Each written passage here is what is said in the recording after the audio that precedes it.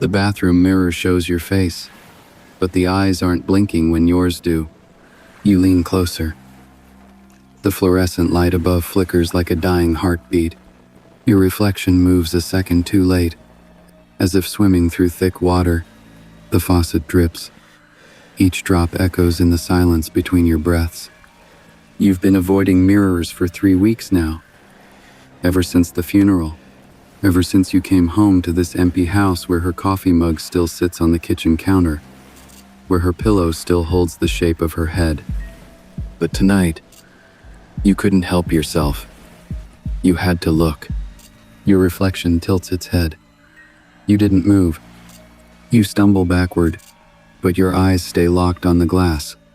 The person staring back has your face, your clothes, your tired eyes, but something lives behind those eyes now. Something that recognizes you. Your reflection smiles. You don't. The house groans around you like old bones settling. Every shadow seems deeper tonight. Every corner holds secrets. You walk down the hallway, past the photos on the wall, wedding pictures, vacation snapshots, birthday parties with cake and candles and laughter. But in each photo, there's someone else now, standing behind you, always standing behind you. You know you're alone. You've been alone for 3 weeks, but the footsteps follow the same path she used to take. From the bedroom to the bathroom, from the bathroom to the top of the stairs. The floorboards creak in all the familiar places. You climb the stairs. Each step feels like walking underwater. The air grows thick and cold. Your breath comes out in small clouds that drift and fade. The bedroom door is open, just a crack, just enough to see the shape of someone sitting on the edge of the bed. You push the door open. The bed is empty. The covers are pulled back on her side, the way she always left them. But there's an impression in the mattress, a warm spot where someone was sitting. The closet door swings open by itself. Her clothes hang in perfect rows. Dresses she'll never wear again. Shoes that will never touch the ground. But one dress is missing. The blue one with tiny flowers. The one she wore on your first date. Why didn't you save me? You spin around. The room is empty. But the mirror above the dresser shows 2 people now.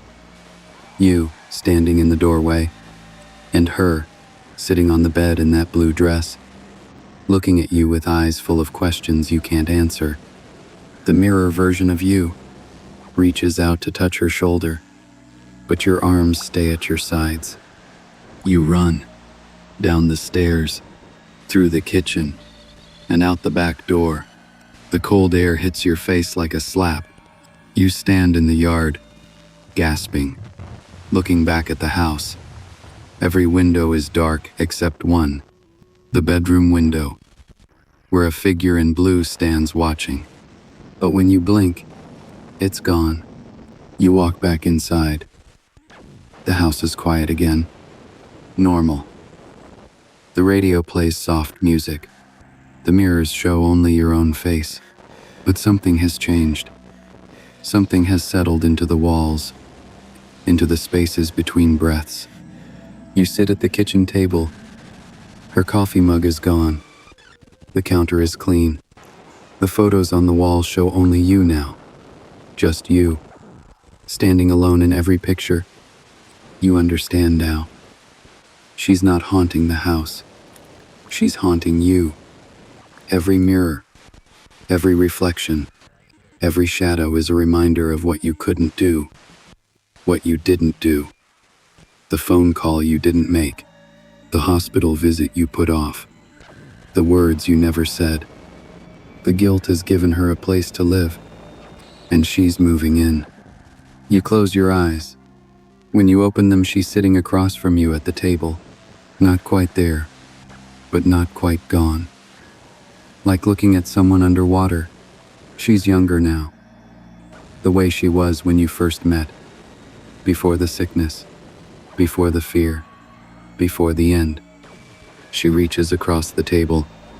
Her fingers pass through yours like cold mist. "I'm not angry," she says without speaking. "I'm just tired of being forgotten." The lights flicker.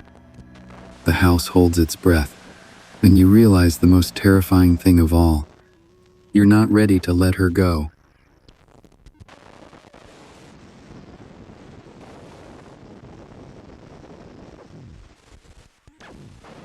Grief is a mirror that shows us who we really are, not the person we pretend to be, but the frightened child who believes love means never letting go, who thinks remembering is the same as honoring, who carries the dead like stones in their pockets, growing heavier with each step. The man in this story made his guilt into a prison. He fed his pain until it grew teeth, until it learned to wear her face and speak with her voice, until it became more real than the love they shared. This is what happens when we mistake suffering for loyalty, when we believe that healing means forgetting, when we're so afraid of moving forward that we invite the past to move in with us. But here's what the mirror doesn't show. Love doesn't live in guilt. It lives in the choices we make each day, the kindness we offer, the way we honor those we've lost by becoming the people they believed we could be. The dead don't want to be carried. They want to be remembered. There's a difference. One weighs you down, the other lifts you up.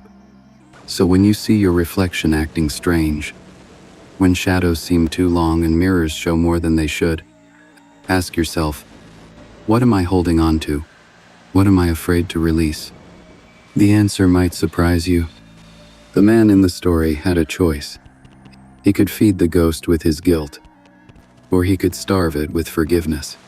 He could keep her trapped in his pain, or he could set her free with his healing. What would you choose? The mirror remembers everything, but it only shows us what we bring to it. Change what you carry, and the reflection changes too. Remember, the dead rest easy when the living learn to breathe. Until next time.